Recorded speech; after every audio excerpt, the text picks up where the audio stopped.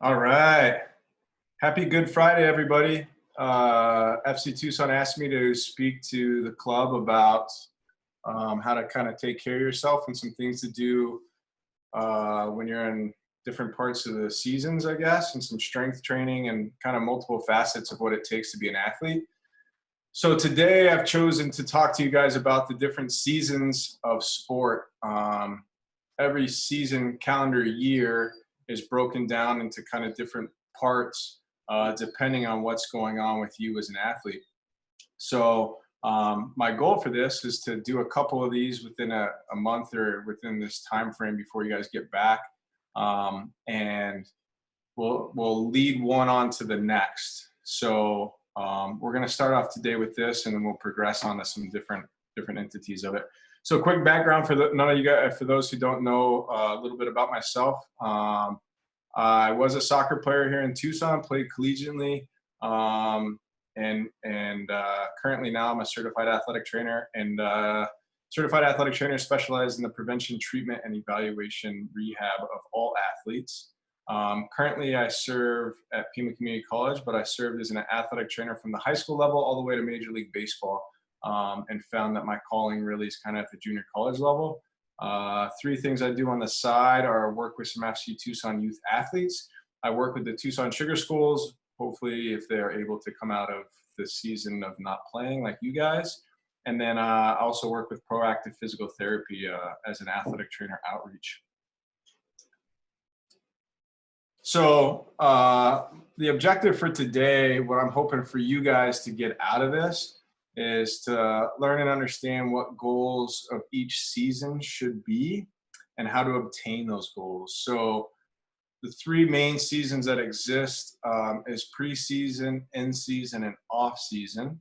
And we'll discuss why off-season's in quotation marks in a little bit. Sorry, I clicked too many times. So preseason, that's defined as the time that's entering in season, and that usually is about 2 weeks. So for you guys who are club athletes, traditionally your preseason would be somewhere around July or August, right before you guys start official practices.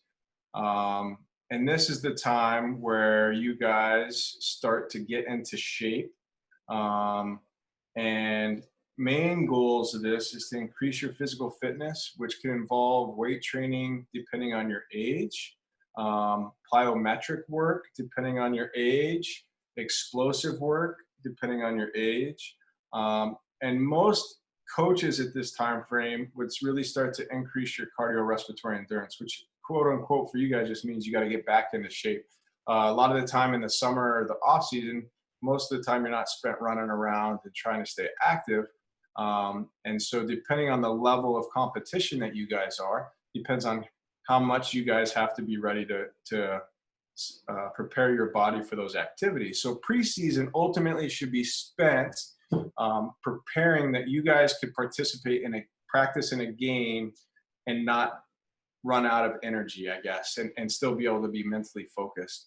During that time frame, traditionally you have minimal technical work, meaning less time with the soccer ball and less time with the team, more time kind of running or spending time in a weight room.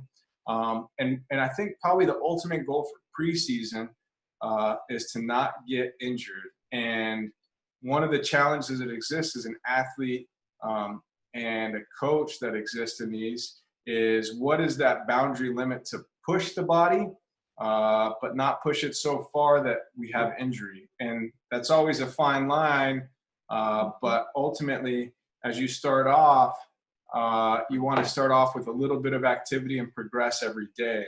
There's a law that's called Wolff's Law that exists, and it's not after Wolfgang Weber, but what it states is the body will respond to activity as you put that load onto it. So it means that if you run a mile today and it's tough and your times aren't very good, and you run a mile every day for the next 7 days, by the 7th day, that mile will be faster than the first day.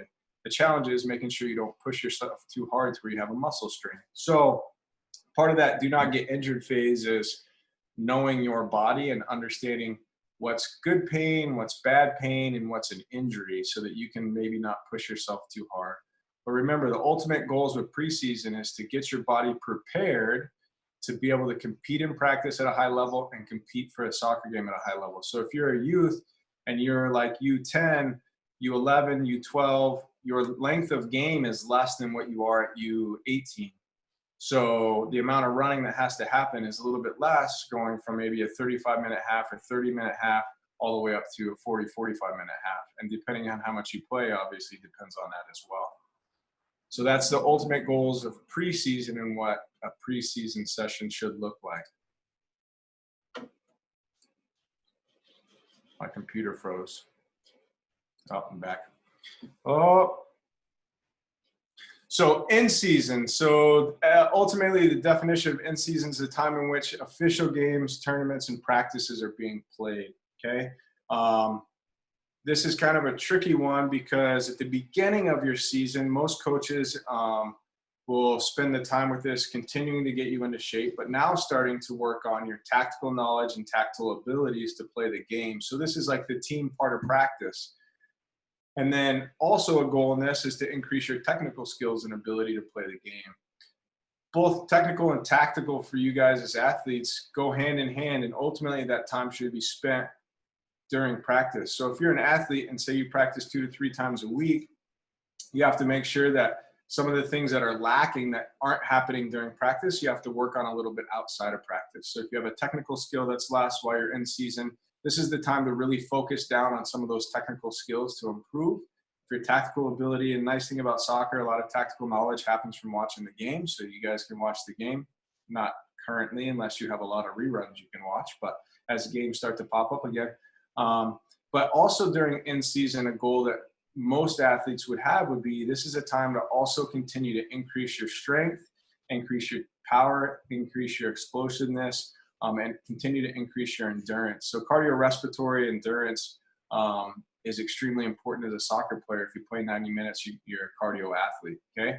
Now, during in season, I'm speaking specifically to the high school athletes, if any of you guys are here. One of the challenges that exists, and it's a common conversation that's happening right now with all youth sports, baseball, softball, volleyball, soccer. I work with a lot of these athletes, and this conversation's happening a lot. At the end of the day, the body needs rest. So a challenge that you guys have as youth athletes with school and homework and travel is, how do you have enough time to rest while you're in season? And I don't know if I have the right formula for that by any means, but I want to make sure that as an entity, as athletes, you guys recognize that rest is an extremely important factor to having success through all seasons that exist. And if I've worked with you as an athlete, I've talked to you about this. Now, the challenge is, if you go from high school to club to high school, or I guess I wrote that backwards, club to high school to club, the challenge with that is, when do you rest, right? So discipline as an athlete to make sure that you have enough time to sleep for the body to heal is important. So I'll talk about some solutions to that as we progress these meetings, or these whatever you want to call them, presentations. But I want to make sure that that's kind of highlighted today, and something we kind of put as a mark. Right now, you're getting hopefully as much rest as you can get through this entire time frame, but rest is ultimately a massively important component to having success while you're in the season. Okay.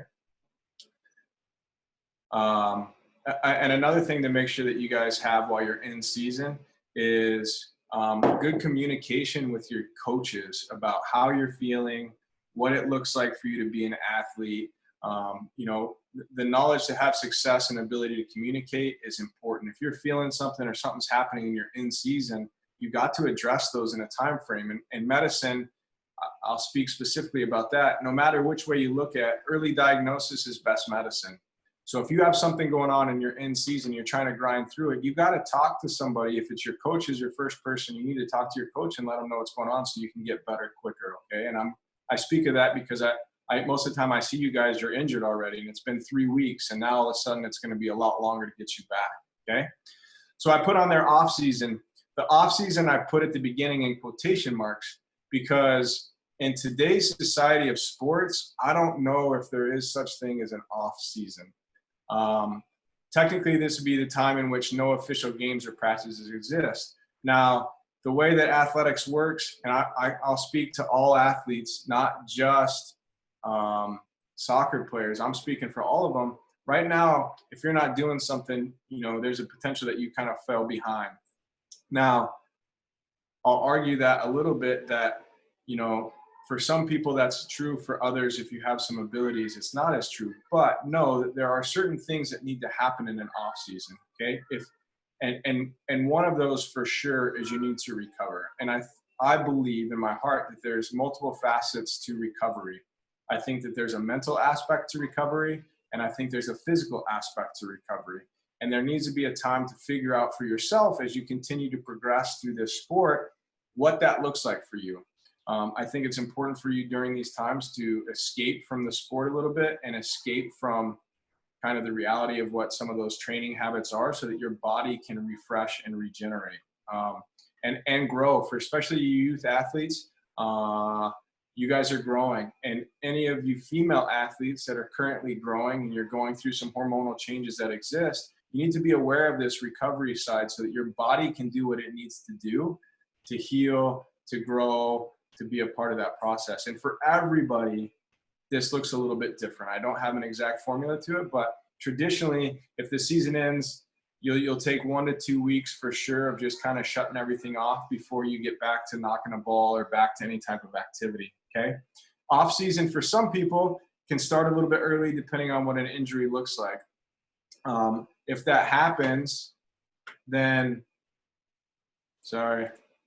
if that happens, the ultimate thing is that you need to get that appropriately treated and getting that care, whatever that looks like. If it's something that's minor, it's going to be less time. If it's something that needs surgical repair, you need to get into an orthopedic physician and get that handled as quickly as possible so you can get therapy going and try and prepare yourself for whenever your next end season looks like. Okay.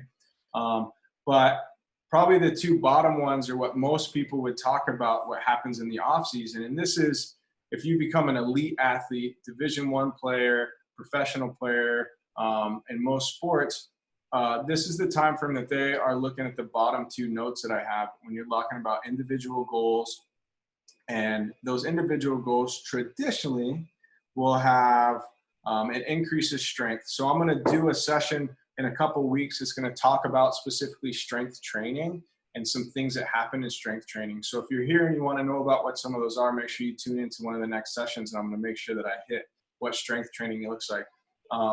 In strength training, I put at the end, increase in power and increase in explosion. So there's 3 different phases of strength. You have ultimate strength and how strong you are, how powerful you can be, and how explosive you can be.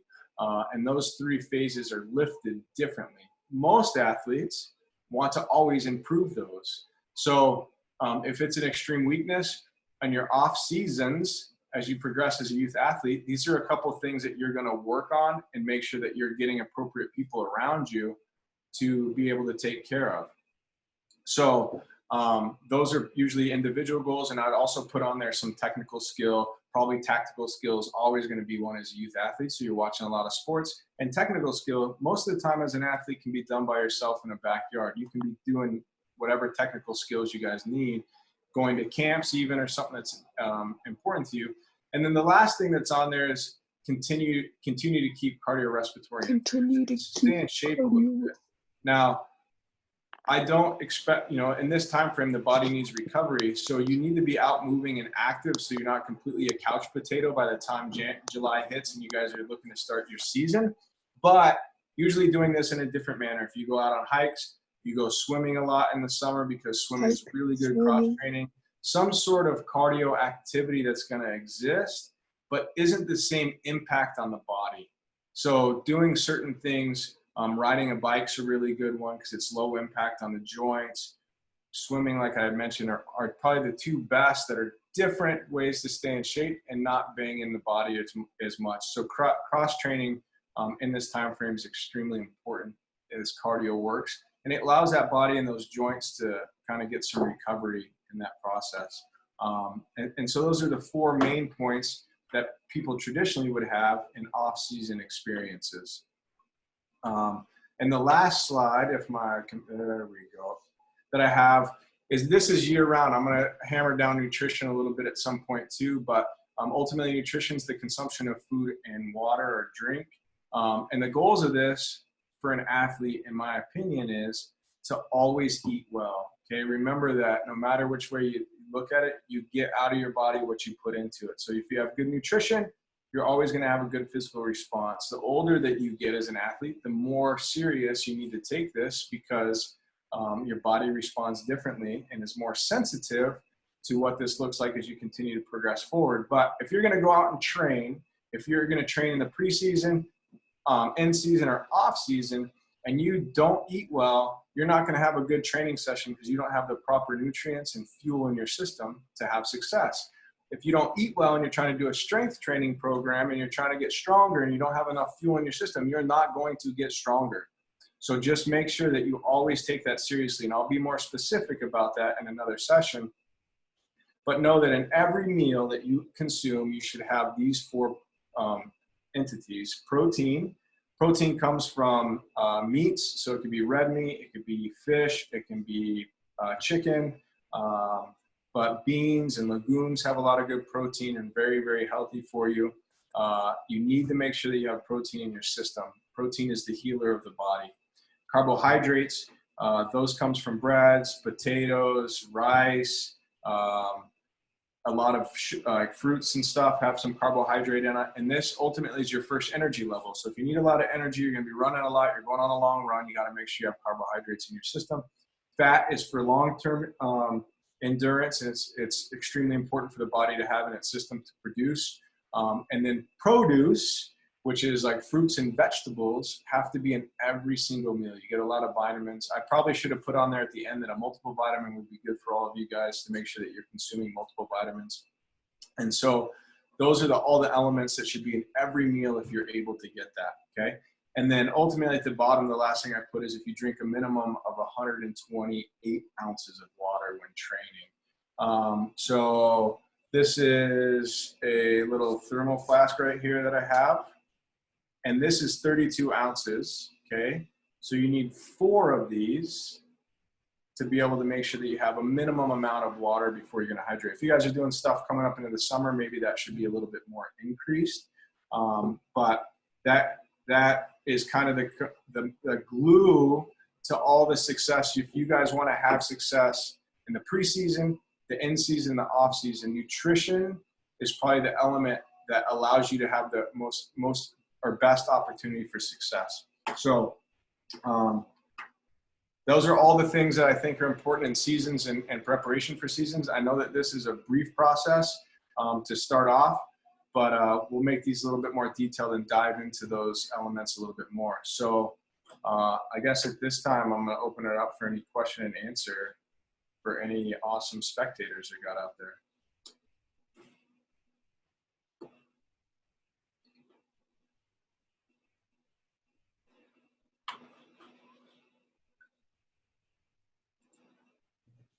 So if you guys have any questions, feel free to unmute your mic or put it in the chat box.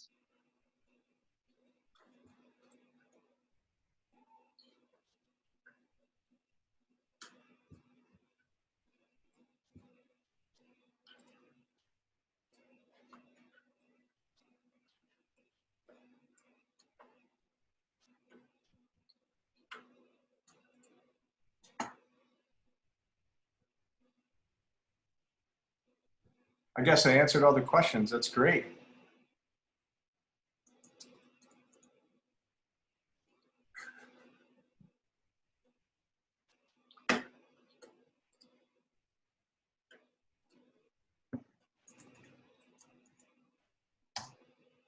I think one thing that I would add to this process for you guys, if you're talking about in-season specifically, is making sure that you guys have self-evaluation of what it is you guys think that you need to be working on. You know, what takes you to the next level as an athlete is recognizing your strengths and weaknesses. You know, you can sit down and have meetings with your coaches. That's a single opinion that exists. for you guys to become the best athlete you want to be, you should know most about yourself. I got a question here. Ooh, good question from Mario. How long do you wait before a workout after you eat? So research says 30 minutes to 90 minutes post activity is when you should eat. That's the best documented time for you guys to eat. So most of you guys, by the time you practice to the time you get home is the time for you to consume. Say you're at a tournament in Phoenix, you guys get out of your last game and you guys are trying to get on the road right away, you need to make sure that you prepare what that looks like. I suggest for most athletes on a regular basis, because of the way our society is now, you're able to keep food easily and handy into your bag. So most of the time that needs to be carbohydrates and protein into your system so you can get protein going right away so that it's prepared for the healing process at the end of the evening and when you sleep. So if you can put a protein bar, a protein shake, or something that's in your bag and you can easily consume that, and then by the time you sit down and have a good meal. So it doesn't have to be a full meal right after you work out, but you need to be able to get some fuel in your system so that the body's searching for it, it can get taken care of. At what level should athletes be working out during COVID? Well, per recommendations that are provided, the answer to that is always making sure we have safe distancing. So be careful about that. And I know that we have some athletes that are out working out and doing that, whatever. But currently, that's a tough question because we don't know what that return to play looks like, right? So I would say that most of people should be treating this time frame as an athlete. I would think that most of this won't return until officially like sometime in June and July. And I know for youth athletes right now, that means that you guys are kind of already in your off season. So I think you'd be treating this like an off-season situation. So if you have an opportunity to start working on your technical skills and improving those, continue to improve your strength, your power, and your endurance at whatever level that looks like, then those would be the things that if you have that ability to totally be concentrating on. Because by the time you guys do get back to official team practices, you'll have enough preseason time to get them back into shape and get them into some team workouts that you'll be prepared before actual games start. So that's my opinion of what that type of training should look like in this time. I'm still working with a couple athletes because I'm trying to finish their rehabs. That I had a couple long-term rehabs. I was dealing with a couple youth athletes, so that whenever it is allowed to get back, they're good to go, because I know that in the healthcare field right now and whatnot, this is an interesting time. So that's how I would attack this interesting time for being active. Any other questions you guys got?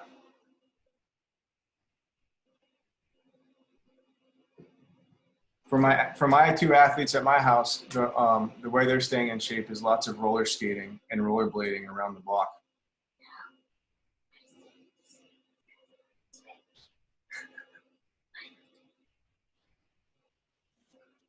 Yes. Sorry guys, I'm being asked a question at the same time here. All right. Any other questions you guys got?